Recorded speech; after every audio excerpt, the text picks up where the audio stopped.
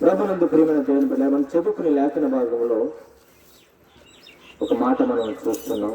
నా కుమారుడా, పాపం నిన్ను ప్రేరేపింపగా ఒప్పుకము. చాలు పాపం నిన్ను ప్రేరేపింపగా ఒప్పుకము అనే మాట మనం చూస్తున్నాం. ఈరోజు చాలా మంది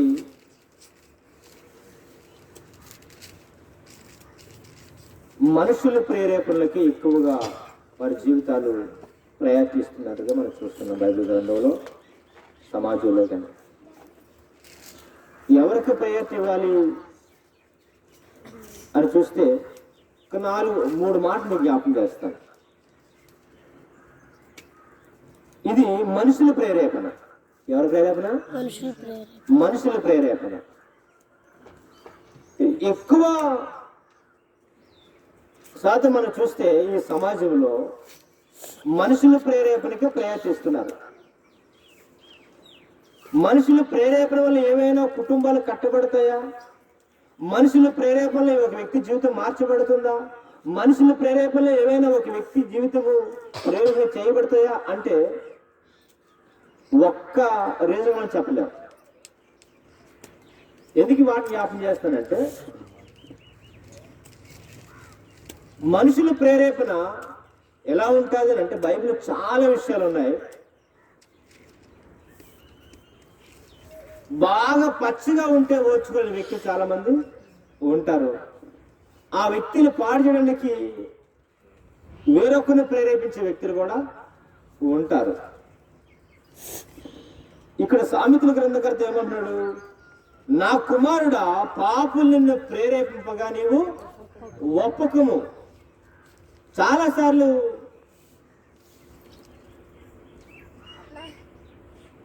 ఈ లోకంలో ఎంతో మంది పనికిమాలిన ప్రేరేపణలు వాళ్ళు కలిగిస్తూ ఉంటారు. పనికొచ్చే ప్రేరేపణ కాదు, జీవితాలను పాడు చేసే ప్రేరేపణలు, జీవితాలను పతనాన్ని తీసుకెళ్ళిపోయే ప్రేరేపణలు చాలా మంది మనకు అలాంటి ప్రేరేపణలు ఇస్తారు. ఈ మనుషుల ప్రేరేపణలు ఎలా ఉంటాయంటే, ఒకసారి చూడండి, మత్తయి సువార్త 14వ అధ్యాయంలో చూస్తే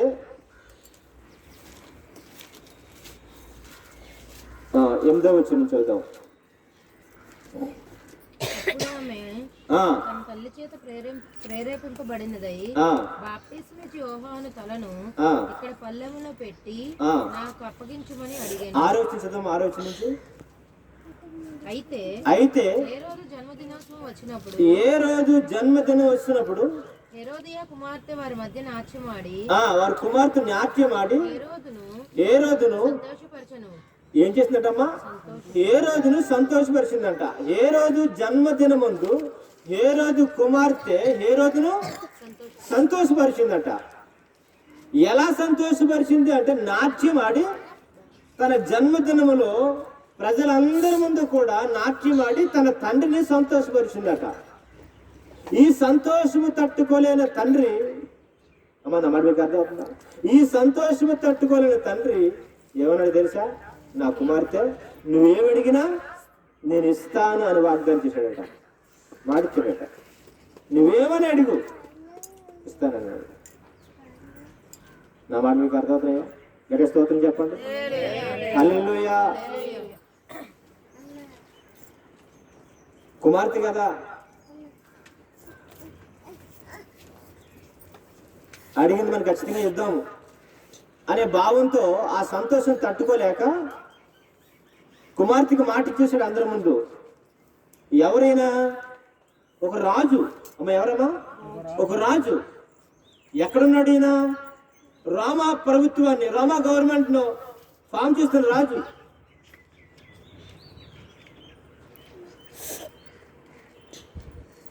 ఈ రాజు పరిపాలన చేస్తున్న ఆ దినములో, ఆయన జన్మదినమందు తన కుమార్తె ఆ నాట్యం ఆడితే ఆ సంతోషం తట్టుకోలేక మాటిచ్చేశాడు. మాటిచ్చేసిన తండ్రి మాటిచ్చాడు కదా అని, నాకు అడిగితే ఏదైనా ఇస్తాడు కదా అని చెప్పేసి తండ్రి మరి ఏం అడగమంటావు? తండ్రిని అడగలేదు కానీ తల్లిని అడిగిందంట. అమ్మ ఎవరిని అడిగింది? తల్లిని అడిగిందంట. తల్లిని అడిగితే ఏం చేసింది తెలుసు తల్లి? ఆ మాట అన్నసారి కనుక ఆమె ఏమి అడిగినని ఇచ్చదనని అతడు ప్రమాణపూర్వకముగా వాగ్దానం చేశాను. అప్పుడు ఆమె తన తల్లి చేత ప్రేరేపింపబడింది. ఎక్కడికి అడిగింది? తన తల్లి చేత. అమ్మామ మమ్మీ డాడీ నాకు మాట ఇచ్చాడు, అందరి ముందు నేను నాట్యం చేశా, నేను మా నాన్నగారిని చాలా సంతోషపరిచేందుకు అమ్మా నువ్వేం అడిగినా నేను ప్రమాణపూర్వకంగా ఇస్తాను వాగ్దానం చేశాడు. నువ్వేం అడగమంటావు? ఏమంటుంది? ఏం అడగమంటావు అని అంటే బాప్తీసమిచ్చే యోహాను తల కావాలని అడగమందట. ఎంత మంచి తెల్లో. బాప్తీసమిచ్చే యోహాను ఎలా అంటాడు? బహు రోషముగా సేవ చేస్తున్న దైవజనుడు, బహు పౌరుషంగా సేవ చేస్తున్న దైవజనుడు, తప్పు జరిగితే వెంటనే ఖండించే దైవజనుడు. అలాంటి దైవజనుడి తలను కోరిందంట. గట్టిగా స్తోత్రం చెప్పండి. హల్లెలూయా. ఏమైనా దేని బిడ్డలారా, ఎందుకు ఈ మాట జ్ఞాపకం చేస్తానంటే ఎంత బాధాకర విషయం అంటే, పాపులు ప్రేరేపింపుగా నువ్వు ఒప్పకము అనే మాట మీద మీకు జ్ఞాపకం చేస్తున్నాను. మనుషుల ప్రేరేపణ ఎలా ఉంటుందంటే ఇలా ఉంటుంది అనమాట.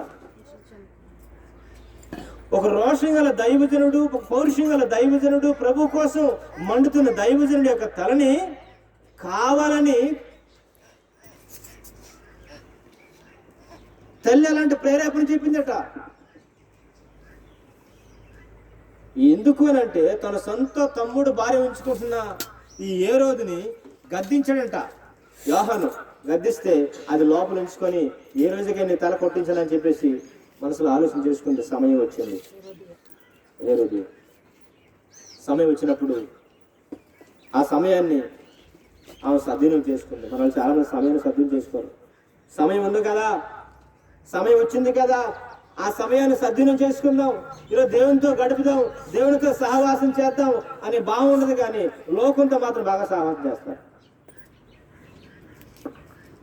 లోకంతో సహవాసం మాట్లాడతారు.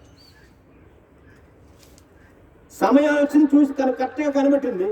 ఆ సమయాన్ని పెట్టుకొని ఇదే సమయం అని చెప్పేసి ఆ దుష్ట ప్రేరేపణ, ఆ చెడ్డ ప్రేరేపణ ఇదిగో యోహాను తల కావాలని అడగమందట. మాటిచ్చాడు కదా రాజుగారు కదా, సామెతను కదా, రాజుగారు మాటిస్తే దెబ్బలు కలిగి ఉంది. పాముకు పళ్ళను రాజు కళ్ళలో వేసుకుంటుందంట. అమ్మా ఈ మాటను బట్టి హేరోదుకి ఎప్పుడైతే ఈ మాట తండ్రి చెవిలో పడిందో చాలా బాధేసింది. కానీ ఇంకేం చేసే అవకాశం లేదు. అవకాశం లేక బంటును పిలిపించి తలను కొట్టించి పల్లెలో పెట్టించి బహుమానం ఇచ్చేటట్ట. ఎంత బాధాకరమైన విషయం. ఎందుకు ఈ మాట జ్ఞాపకం చేస్తానంటే, పాపులని ప్రేరేపింపక ఒప్పకము అంటే మనుషుల ప్రేరేపణలా ఉంటాయి అన్నమాట. మనుషుల ప్రేరేపణలో నువ్వు పడితే వారు ఎక్కడ తీసుకున్నా తెలుసా? పాడైపోయిన స్థలాలకి, నీ జీవితాన్ని పాడు చేసే ఆ ప్రాంతానికి. 26వ కీర్తనలో ఉంటుంది, పనికి వాళ్ళు వారితో నేను సాంగత్యము చేయను. అంటే పనికిమాల యొక్క సలహాలు మనం తీసుకున్నాం అనుకోనండి, మన కుటుంబాలు, వ్యక్తిగత జీవితాలు చిన్నభిన్నమైపోతాయి.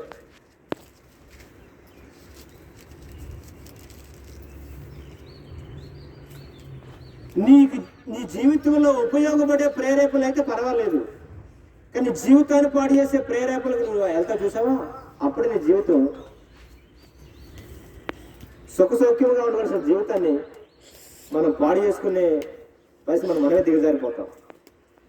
కాబట్టి ప్రేమ దేవుడా, హేరోదు కుమార్తె ఏం కోరుకుంది అని అంటే, ఇదిగో బాప్తిస్మ యోహాను యొక్క తల కావాలని ఇది తల్లి చేత ప్రేరేపించబడిందంట. తల్లి చేత ప్రేరేపించబడి ఆ బాప్తిస్మ ఇచ్చే యోహాను తల అడిగిందట. అప్పుడు మన దేవుడులారా 6 నెలలే సేవ చేశాడు, కానీ ఇది 60 సంవత్సరాల సేవ చేసిన సేవ ఇది అంత రోషంగా సేవ చేశాడు. గట్టిగా స్తోత్రం చెల్లిద్దాం. అలాంటి దైవజనుడి తల కోరుకుందట. అలాంటి దైవజనుడి తలని ప్రేరేపించబడి అడిగిందట. తల్లి చెప్పిందట. నేను ఎందుకు ఈ మాట జ్ఞాపకం చేస్తుంటే, ఇదిగో పాపులని ప్రేరేపిస్తాయి. మనుషుల ప్రేరేపణలా ఉంటాయి. మనుషుల ప్రేరేపణ ఇలాగే ఉంటాయి. ఈరోజు మనం ఎవరి ప్రేరేపణలో ఉన్నామో, ఎవరి ప్రేరేపణకి మన జీవితాలు అప్పగిస్తున్నామో, ఎవరి ప్రేరేపణకి మన జీవితాలు పెడుతున్నామో ఒకసారి ఆలోచన చేయండి. పర్వాలేదు రా, ఈరోజు ఈ ఒక్కరోజు రారా తాగుదాము అని ప్రేరేపించేవారు ఎంతమంది లేరు? వాడు తాగుడు మానేసి ఇంట్లో కాముగా ఉంటాడు. అవసరమైతే వాడు వచ్చి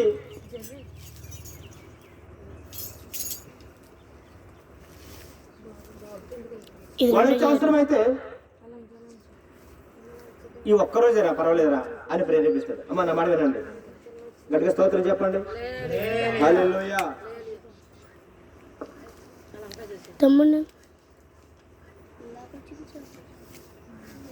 ఈ ఒక్కరోజే పర్వాలేదురా, ఈ ఒక్కరోజే అంటాడు. అది ఎవరు ప్రేరేపణ తెలుసా? పాపులు ప్రేరేపించే ప్రేరేపణలు, పనికి మానేవారు, పాడైపోయిన జీవితాలు.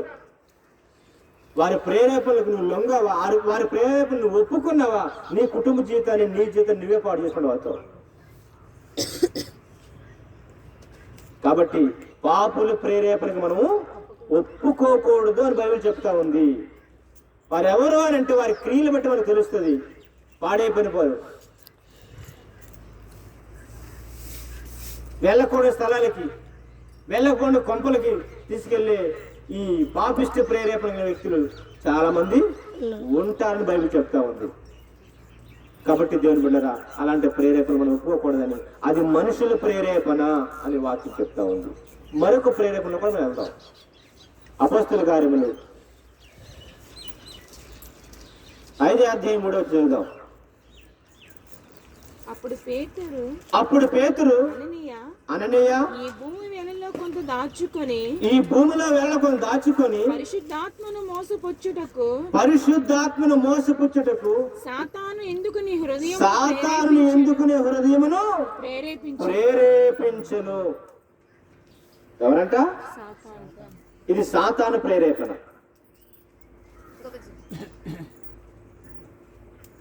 మత్తయి సువార్తలో మనుషుల ప్రేరేపణ, అపోస్తలుల కార్యములు 5:3 ఇది సాతాను ప్రేరేపణ. ఎవరన్నారు ఈ మాట?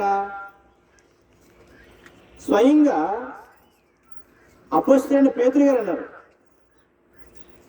పరిశుద్ధాత్మ దేవుని మోసపుచ్చుటకు సాతాను ఎందుకు నీ హృదయమును ప్రేరేపించాడని మాట్లాడుతూ ఉన్నాడు.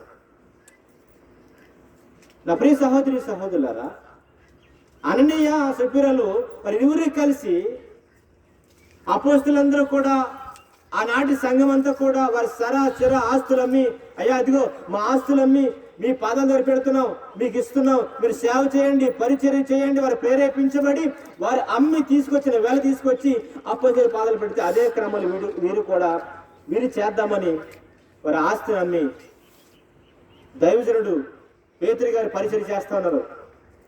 ఆయన దగ్గర తీసుకొచ్చారట. ఏంటి మీరు చెప్పట్లేదమ్మా? ఏం తీసుకొచ్చారు? ధనము. వేళ తీసుకొచ్చారంట. ఆ వేళ తీసుకొచ్చి పేతురు గారికి ఇస్తున్నారట. తీసుకొని వస్తే పేతురు గారు అడిగారు. ఆ మాట చదవండి. అప్పుడు పేతురు అననీయ ఈ భూమి వేళలో కొంత దాచుకొని పరిశుద్ధాత్మ దేవుని మోసపుచ్చుటకు సాతాను మీ హృదయమును ఎందుకు ప్రేరేపించును? అది నీ యొద్ద ఉన్నప్పుడు నీదే కదా.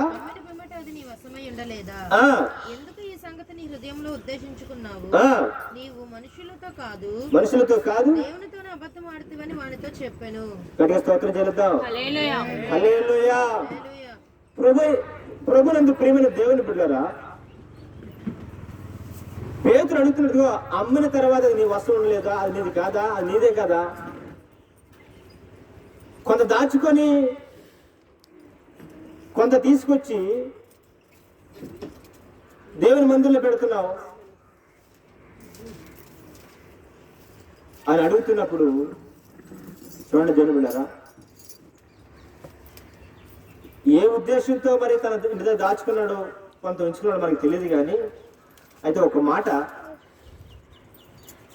అయ్యా నిజముగా నేను కొంత దాచుకొని కొంత మీ పరిచర్య కొరకు ఇస్తున్నాను అని అంటే బాగుండేదేమో.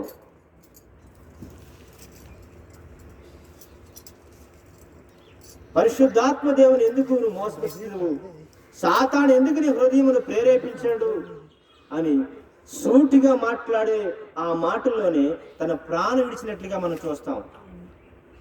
ఎందుకు ఈ మాట జ్ఞాపకం తెలుసా? సాతాను అంటాడు, పర్వాలేదు ఏరా కొంత దాచుకొని కొంత ఇవ్వు అని ప్రేరేపిస్తున్నాడు. ఇది సాతాను ప్రేరేపణ. నేను ధనం కోసం మాట్లాడిన ఉద్దేశంతో మాట్లాడలేదు ఏం బిడ్డారా, ఈ సాతాను ప్రేరేపణ ఎలా ఉంటుంది అనే విషయం మాట్లాడుతున్నాను. గట్టిగా స్తోత్రం చెప్పండి. హల్లెలూయా. సాతాను ప్రేరేపణ ఎలా ఉంటుందంటే, ప్రతి వారం ప్రార్థనకు వెళ్తున్నాయి, మరి ఈ వారం వెళ్ళకపోతే ఏమైపోయింది? నీ ముందు నిలబడి సింపుడు చుట్టూ వేసుకొని 2 కొమ్ములు పట్టుకొని వచ్చి నిలబడి మాట్లాడుతూ నీ హృదయాన్ని ప్రేరేపిస్తాడు. నా మాట మీకు అర్థమవుతుందా? అర్థమైతే గట్టి స్తోత్రం చెప్పండి. హల్లెలూయా. ఏమన్నా ఇక్కడ పేతురు ఏమన్నాడు? పేతురు గారు ఏమన్నాడు? పరిశుద్ధాత్మ దేవుని మోసపుచ్చుటకు నీ హృదయమును సాతాను ఎందుకు ప్రేరేపించని మాట్లాడుతున్నాడు. నీ హృదయం ప్రేరేపిస్తాడు. పర్వాలేదులే అమ్మా, నెలకు ఒక్కసారి వెళ్తే పర్వాలేదు అని హృదయాన్ని ప్రేరేపిస్తాడు. ప్రతిరోజు నువ్వు ప్రార్థన చేసుకోవాలంటే పర్వాలేదు, వాడిని ఒకసారి ప్రార్థన చేసుకో పర్వాలేదు, వాడిని హృదయాన్ని ప్రేరేపిస్తాడు. ప్రార్థించడము, పాడడము, స్తుతించడము, వాక్యం చదవడానికి ఇష్టం ఉండదు. ఏ పెద్ద భక్తురాలు ఏమో బైబిల్ అడిగి వెళ్ళిపోతుంది ఆడు అంటాడు, లోపల ప్రేరేపిస్తాడు నిన్ను. నిజమేమో అని తీసి బయలు పక్కన వేసి వచ్చేది లోపల వచ్చేస్తాను. నాకు నా వాడు మీకు అర్థమవుతుందా? ప్రతిరోజు ప్రార్థన చేసుకుంటున్నాం కాదండి, ఒక్కరూ మానేద్దాం. ఇటు లోపల నిన్ను ప్రేరేపిస్తాడు. ఎందుకంటే నువ్వు ఎదగడం వాడికి ఇష్టం ఉండదు, నువ్వు ప్రార్థించడం వాడికి ఇష్టం ఉండదు, నువ్వు వాక్యం వాడికి ఇష్టం ఉండదు, ఉపవాసం వాడికి ఇష్టం ఉండదు. ఇది సాతాను ప్రేరేపణ. నా మాట మీకు అర్థమవుతుందా? మీరు స్తోత్రం చెప్పండి. హల్లెలూయా. సాతాను ప్రేరేపణకి మన అవకాశం ఇవ్వకూడదు. ఈరోజే వాడు ఏదో ప్రోగ్రాం నీకు ఫిక్స్ చేస్తాడు. మరే ఉద్దేశం అనుకోకండి, వాస్తవాలు చెప్తున్నాడు. ఈరోజే వాడు ఫిక్స్ చేసి అక్కడికి వెళ్ళకపోతే వాళ్ళు ఏమనుకుంటారేమో అంటే లోపల ప్రేరేపిస్తాడనమాట. ఇది సాతాను ప్రేరేపణ. నువ్వు దేవునికి దూరం పెట్టి, దేవుని మందిరాన్ని దూరం పెట్టి నువ్వు సాతాను ప్రేరేపణకి అవకాశం ఇస్తున్నావు అంటే పరిశుద్ధాత్మ దేవుడు దుఃఖపెడతాడట. పరిశుద్ధాత్మ దేవుడు దుఃఖపెడతాడట. మీకు ఒక విషయం చెప్పనా? ఆడు ఎలా ప్రేరేపిస్తాడంటే, బైబిల్ గ్రంథంలో, యోబు గ్రంథంలో మనం చూస్తాం. ఇదిగో మనకు కనుక్కుని పిల్లలు మొత్తం పోయారు, ఆస్తి పోయింది, అంతస్తులు పోయారు, బంధువులు పోయారు, స్నేహితులు వెళ్ళిపోయారు, విడిచి వెళ్ళిపోయారు. చివరికి నీ ఆరోగ్యం కూడా ఏమీ లేదు, మరి కొన్ని క్షణాల్లో నేను కూడా నిలిచి వెళ్ళిపోతాను అన్నట్టుగానే మాట్లాడుతూ ఉంది. ఇంకా దేవుడే అంటావు, ఇంకా భక్తి అంటావు, ఏమన్నా ఉందంటే ఏమీ లేదు, అన్ని విడిచి వెళ్ళిపోయాయి. చివరికి నేను కూడా వెళ్ళిపోతాను విడిచి. ఆ దేవుని దూషించి మరణం కమ్ము. ఎవరో మూర్ఖురాలు మాట్లాడుతున్నాడని హెచ్చరించాడు భరత. గట్టిగా స్తోత్రం చెప్పండి. యోబు గారికి తెలిసిపోయింది, వీడు సాతాను మాట్లాడాల్సిన సంగతి తెలిసిపోయింది. సాతాను ప్రేరేపించాడు యోబు భార్యని. నా మాట మీకు అర్థమైందా? సాతానుడు ప్రేరేపించాడు యోబు భార్యని. ప్రేరేపించి ఇంకా భక్తి అంటావు, ఇంకా దేవుడే అంటావు, ఇంకా యథార్థ అంటావు. అవన్నీ వదిలే, విడిచిపెట్టే అని యోబు భార్య నుంచి సాతానుడు ప్రేరేపిస్తున్నాడు. ఎందుకు ఈ మాట జ్ఞాపకం చేస్తున్నాడు దేవుని బిడ్డారా? నీ భర్త అంత మాట అన్నాడు, నేనైతే బ్రతకను. ఏమన్నాడు? నేనైతే బ్రతకను. వాడు ఎలాగ బ్రతకడు?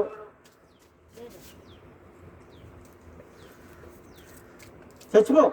ఇలాంటి ప్రేరేపణ వాడు ఇస్తాడు లోపల నుంచి. అంత మాట అంటాడా? నా భార్య అంత మాట అంటుందా అని వాడు